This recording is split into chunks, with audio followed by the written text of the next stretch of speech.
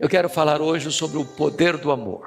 Francis Schaeffer disse que o amor é a prova dos 9, é o argumento irresistível, é a apologética final, é a evidência irrefutável que de fato nós somos um verdadeiro cristão.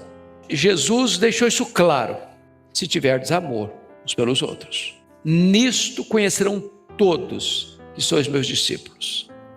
Em não havendo amor, por outro lado, não é evidência de discipulado. Quem não ama não conhece a Deus. Quem não ama não é discípulo de Jesus. Quem não ama permanece nas trevas, porque Deus é amor. O amor é tão importante que este assunto que vou tratar hoje não é um assunto raso, perfunctório, superficial, mas do núcleo, da essência, daquele assunto que você e eu estamos aqui e precisamos dele. Não vamos tratar aqui de qualquer coisa secundária. Nenhum de nós nesse auditório, nem quem está nos assistindo, está isento da necessidade de refletir sobre esse tema. Certamente estamos aquém do que poderíamos e deveríamos estar. O maior de todos os mandamentos é este: amarás ao Senhor teu Deus e amarás ao teu próximo como a ti mesmo.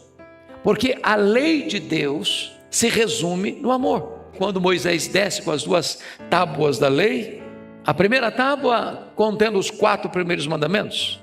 Na primeira tábua tem a nossa relação com Deus, tinham 2 tábuas. A segunda tábua contendo os 6 outros mandamentos. Na segunda tábua tem a nossa relação com o próximo. Porque se você ama Deus, você não vai ter outros deuses. Porque o amor é a síntese da lei, o resumo da lei, a essência da lei.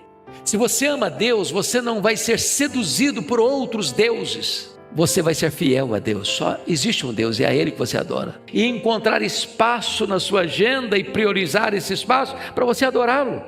Você não vai andar com a fotografia do amante na carteira. Se você ama Deus, você não vai abrir a boca para falar mal dele. Se você ama Deus, você vai ter prazer e deleite nele. Se você ama o seu próximo, esse amor começa em casa, honrando pai e mãe. Se você ama o seu próximo, você vai respeitar a honra dele, não adulterando. Se você ama o seu próximo, você vai respeitar a vida dele, não matando. Você vai respeitar o nome dele, não vai falar mal dele, mau testemunho. Se você ama o seu próximo, você vai respeitar a propriedade alheia, você não vai furtar. Você não vai cobiçar o que é dele. O amor é a síntese da lei. O amor é o sistema circulatório do corpo de Cristo. Não há vida sem amor, é o que dá vida.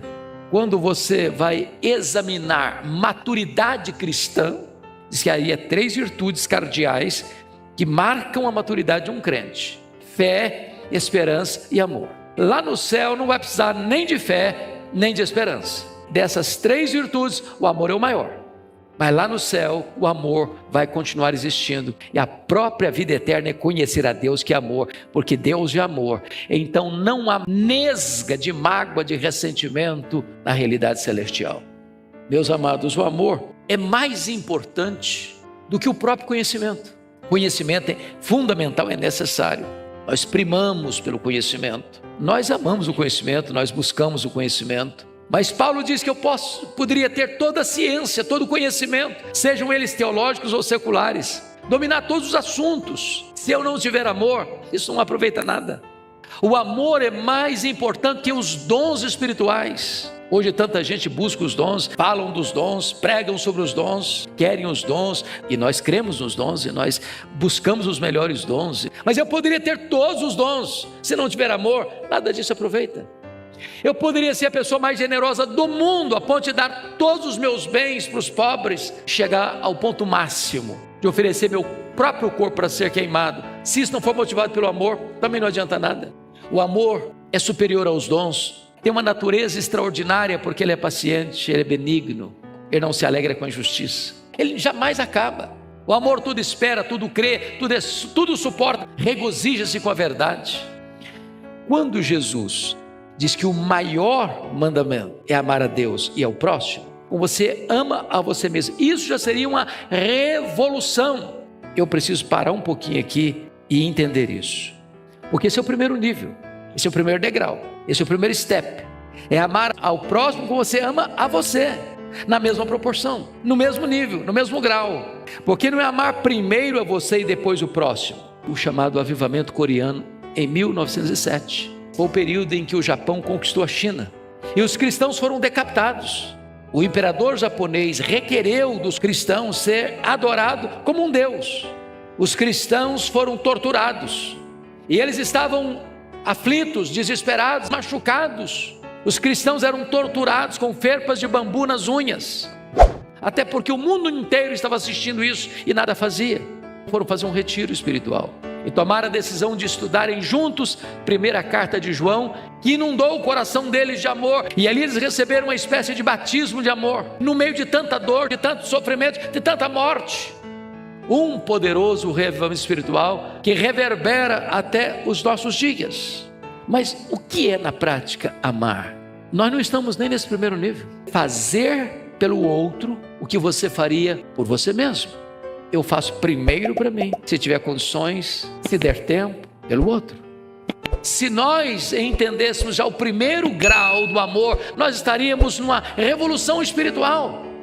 Que passaram e viram um homem ferido à beira da estrada, com a realidade do sacerdote e do levita. Talvez passaram de largo, não porque não tivessem sentimento. Correria o risco dos sequestradores estarem ali por perto e também atingi-los. Era correr o risco de ficarem desqualificados para o serviço do templo.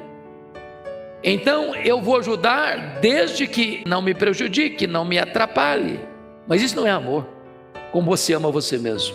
Num Brasil tão estressado, onde há pessoas que estão afastadas umas das outras, onde há famílias que não se conversam, onde se semeia tantas vezes mágoa, ódio, ressentimento, onde as pessoas estão tão polarizadas, a corda tão esticada, precisamos resgatar a verdade que o cristianismo passa pelo amor. O primeiro grau deste amor é amar ao seu próximo como você ama a você mesmo. O que é amar de verdade? Não é amar apenas de palavras, não é um discurso, porque isso é fácil. Quando Jesus estabelece sobre o juízo final e vai condenar a uma condenação eterna, porque ele explica lá: eu estive com fome e não me deste comer, eu estive nu e não me vestiste, eu estive doente e não me visitaste. Em outras palavras, amar é estender a mão, é abrir a porta da casa para acolher quem está desabrigado, é ir ao encontro do que está sofrendo. Eu posso falar sobre amor, mas se eu não pratico amor, eu não amo.